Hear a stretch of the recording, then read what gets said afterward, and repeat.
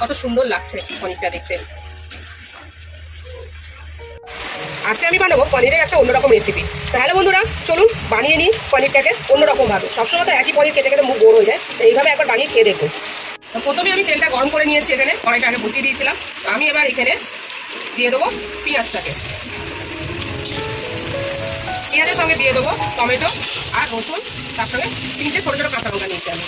এটা পুরোটাই আমি টস করে নেব। তারপর এখানে দেখুন হালকা পেঁয়াজটা ব্রাউন শেড এসে গেছে, পেঁয়াজ টমেটো। আমি এটা পুরোটা নামিয়ে নেব। আমি এটাকে একটা ব্যাটার তৈরি করে নেবো।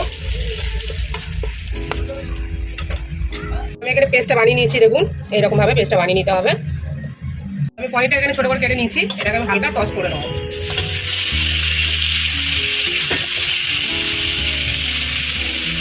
আমার এখানে হালকা টস হয়ে গেছে, আমি এটাকে তুলে নেব।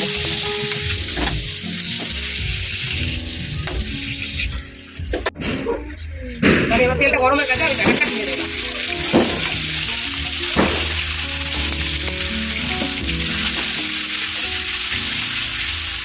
দেবো অল্প একটু আদা বাটা,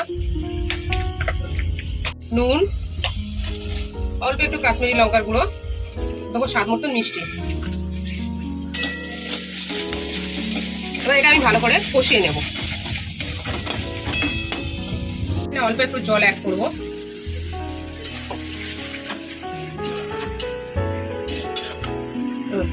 দিয়ে দিলাম অল্প একটু কাশ্মীরি মেথি।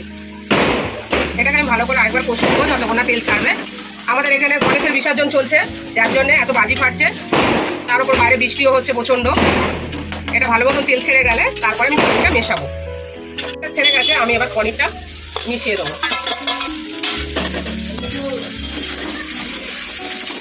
পনিরটাকে আমি আরেকটু এটাকে কষিয়ে নেব।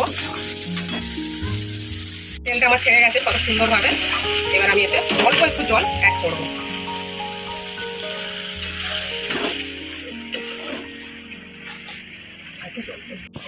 কত সুন্দর লাগছে দেখুন, কালারটা কত সুন্দর এসেছে।